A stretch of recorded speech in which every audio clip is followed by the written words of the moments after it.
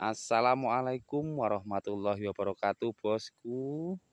Selamat sore, salam sejahtera buat kita semua.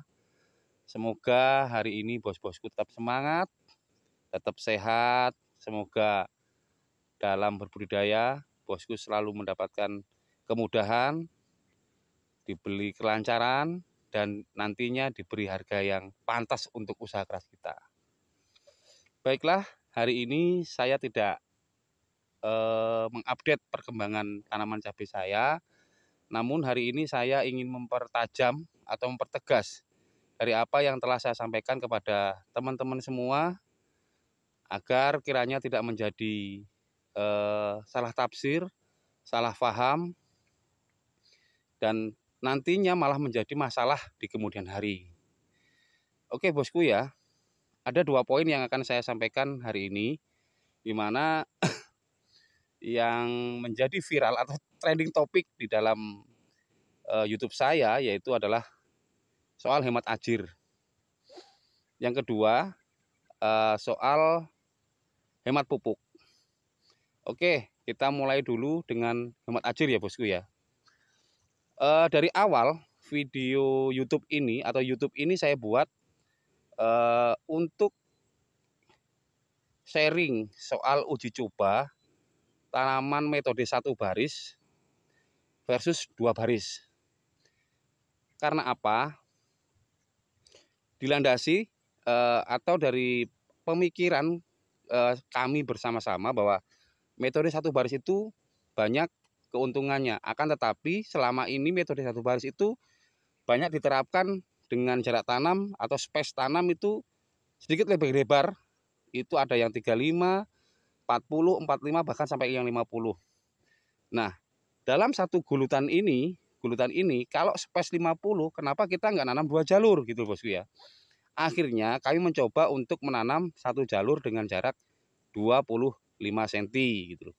Jadi perbandingannya 25 cm dengan 50 cm 2 jalur, 25 cm 1 jalur itu dalam panjang bedengan yang sama itu jumlah tanamnya sama, akan tapi jarak tanamnya berbeda. Berangkat dari situ kami merasa bahwa yang 1 jalur itu lebih efektif, efisien, terus hemat. Akan tapi sampai hari ini kita masih menjadi tanda tanya besar soal hasil akhirnya gitu bos. Makanya kami berunding dengan teman-teman itu bagaimana kalau kita share berdasarkan pengalaman masing-masing, kita buat supaya petani cabai itu nantinya menemukan metode yang murah, efektif, efisien gitu bosku ya. Nah akhirnya kita buat metode ini. Kita juga nanam yang 2 jalur bosku, jarak standar yaitu 50 kali 50. Akan tapi separuh juga kami nanam yang 25 kali 25. Maksudnya 1 jalur 25 dengan 50 2 jalur. Nah, semoga bos-bos sampai sini paham ya. Oke. Kenapa bisa bos-bos lihat sendiri? Yang kami bilang dua ajir apa namanya? Sistem hemat ajir tadi. Hemat ajir itu kita ini 4 titik tanam kita hanya perlu 2 ajir. Jadi 4 tanaman hanya perlu 2 ajir. Dari segi kekuatan ajir ini dibuat sekuat mungkin bosku. Nah, ajir itu sekuat mungkin karena ajir itu dibuat X. Jadi kalau angin dari sebelah sisi kanan kiri itu lebih bisa menopang, bisa menahan bosku ya. Nah seperti itu. Nah ini bosku. Nah ini kan kalau ikatnya di X ini, di X ya kan. Nanti ini di atasnya kita kasih fungsinya yang X di gambar pertama ini terkoneksi ke sana ya, terkoneksi semua antar tiang X. Ini bosku ya, terkoneksi antar tiang X. Fungsinya tiang X ini menjaga tanaman supaya tetap tegak. Begitu ada angin masuk, angin mendorong dari sisi kanan dan kiri itu dia tegak gitu bosku ya.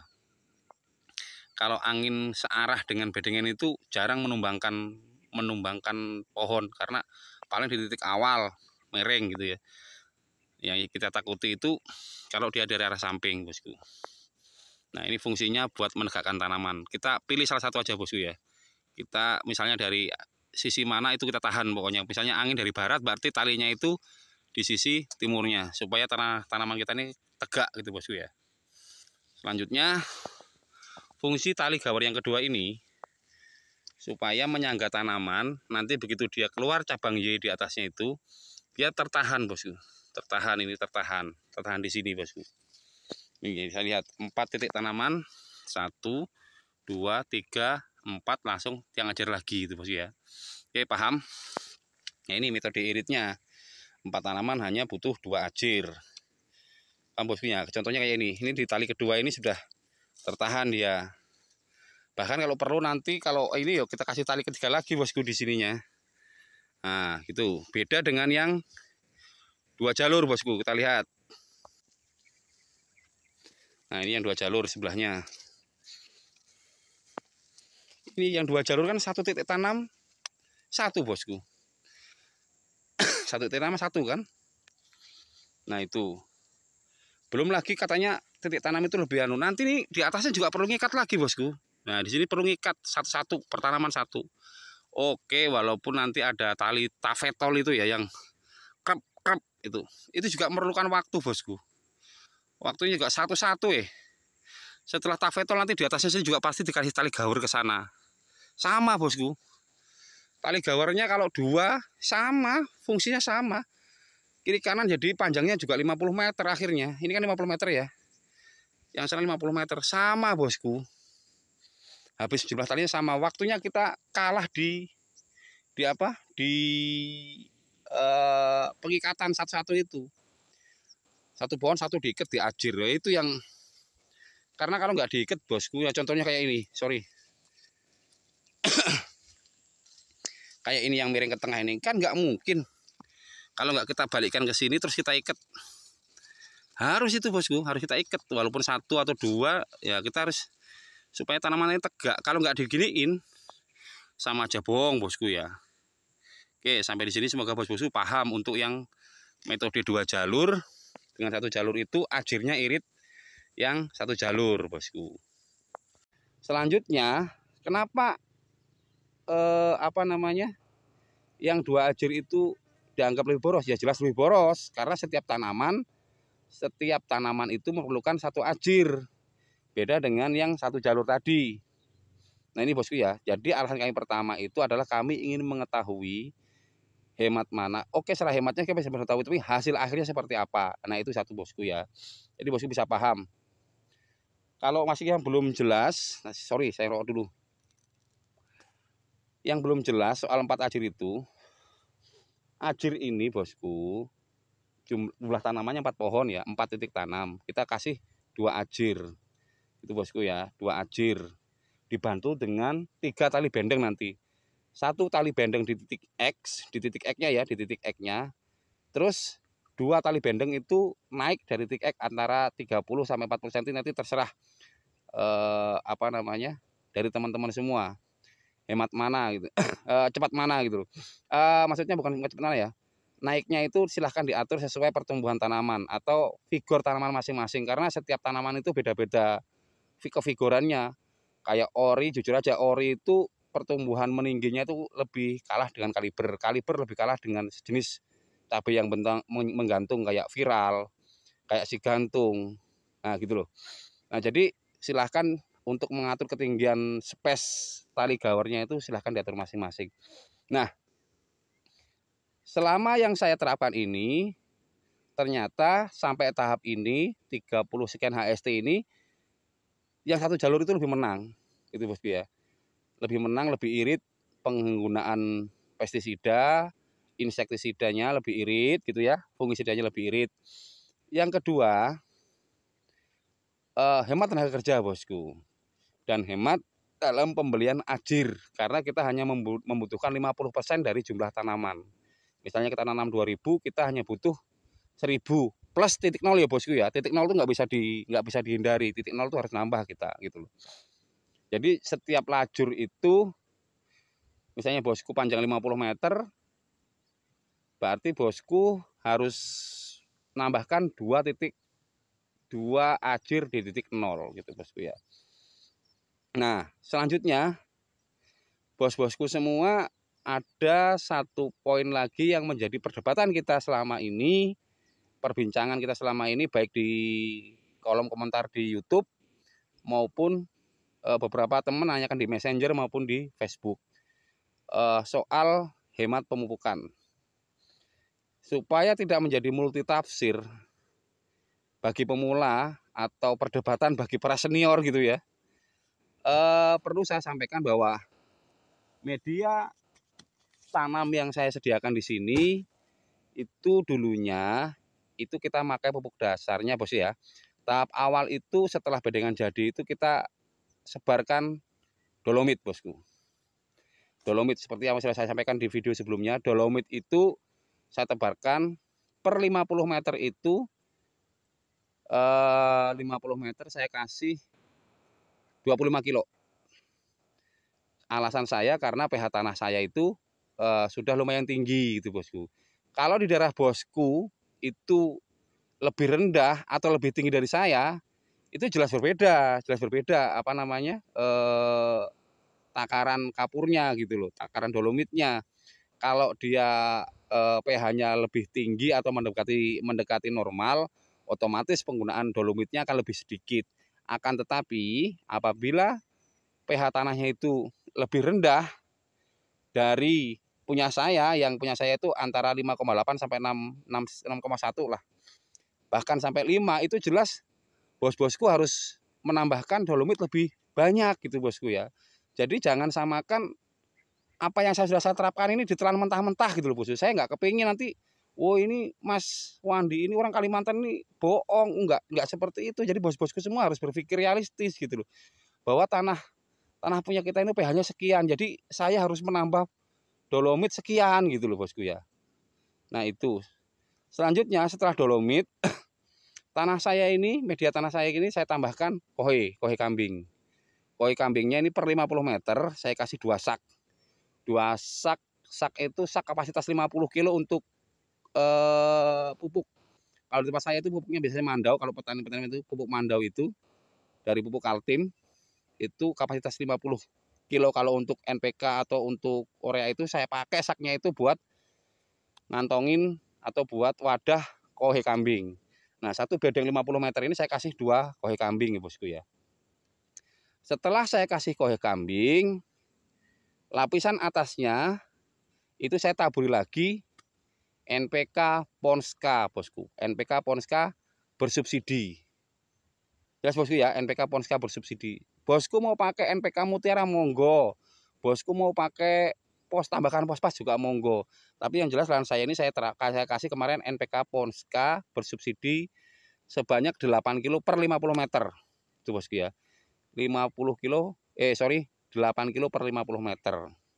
Nah selanjutnya kita tutup tanah tipis-tipis, tanah remah, tanah mawur ya bosku ya. Nah kita tutup tipis baru kita tutup mulsa. Saya diamkan lebih kurang waktu itu sekitar 1 minggu sampai 10 hari bosku ya. Seingat saya seperti itu. Saya agak lupa ini karena langsung menghadap kamera. Saya tanpa teks, tanpa apa gitu ya. Nah selanjutnya kita buat lubang tanam. Terus kita tanam bosku. Delalah setelah bibit datang hari Jumat, seingat saya itu hari Jumat datang, rencana saya itu hari Minggu mau saya tanam gitu. Hari Jumat datang itu besok malam Jumat itu hujan deras bosku. Lahan saya ini tenggelam semua. Kebanjiran. Untung belum saya tanam itu. Nah, kebanjiran saya pusing bosku, pusing betul. Bibit sudah datang. Lahan perlu sterilkan lagi, lahan perlu ditambah, harus dinormalkan lagi, berarti perlu nambah ini ya bos ya, pupuk kalsium dan sebagainya gitu loh. Nah jadi itu sebelum tanam itu saya kocorkan kalsium karbonat. Waktu itu saya pakai Prokal bosku sama Powerkal. Pertama itu Prokal dulu, habis itu setelah tanam saya kasih Powerkal 2 kali gitu loh. Nah setelah itu minggu hari pertama sampai 15 hari pertama tuh saya benar-benar pusing bos, dibuat repot oleh bercak daun gitu bosku ya, oleh bercak daun. Nah bercak daun itu saya ingat betul bahwa di awal-awal tanam saya juga pernah masukkan anfus di dalam bedengan saya. Akan tetapi 15 hari pertama itu tanaman saya hancur lebur, bosku. Satu, hancur lebur dimakan tikus. Yang saya salah prediksi, yang saya kira itu asalnya jangkrik atau rorong, ternyata tikus, bosku. Hampir 50% tanaman saya dibabat habis oleh tikus. Nanti saya perlihatkan di apa namanya. Nah, di sini nih, ini cuplikannya. Waktu saya shoot taman saya dipakan tikus. Ini.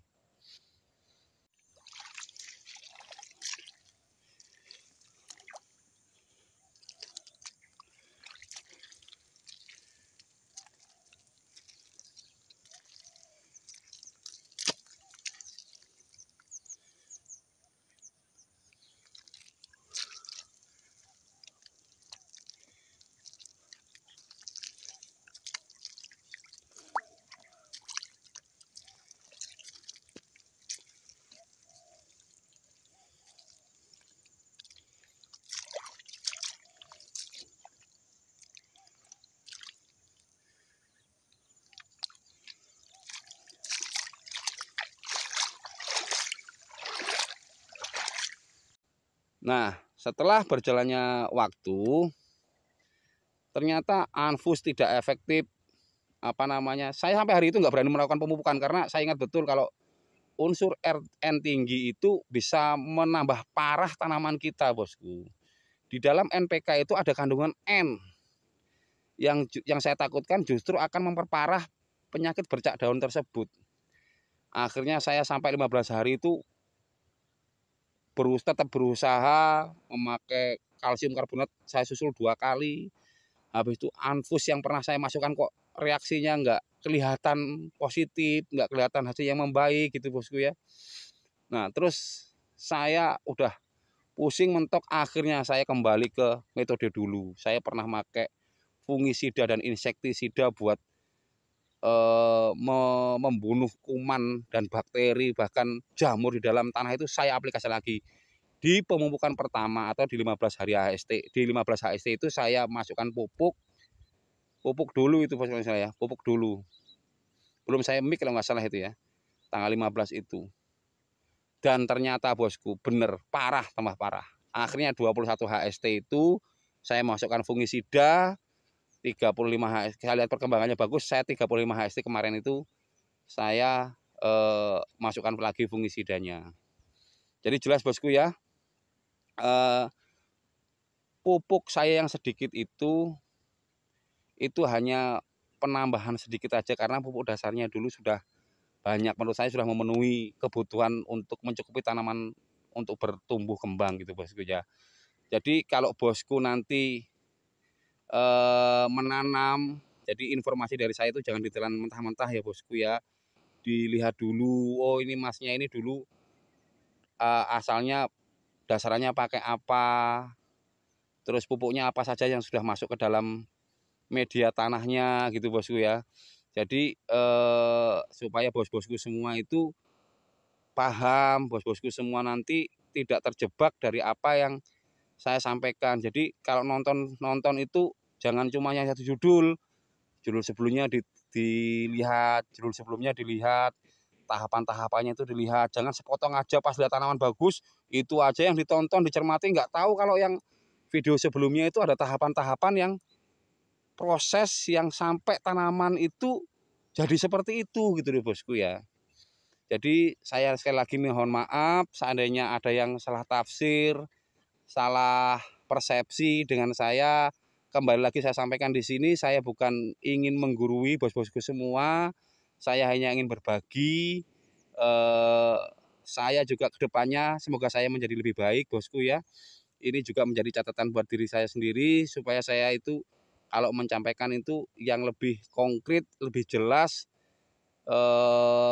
Tidak cuma hanya mengshoot yang tanaman yang baik-baik saja, walaupun toh mungkin di awalnya tujuannya bagus supaya teman-teman semua menjadi semangat dalam berbudidaya, akan tetapi yang saya takutkan itu tadi kalau teman-teman itu nanti menelan informasi mentah-mentah gitu ya, bosku ya.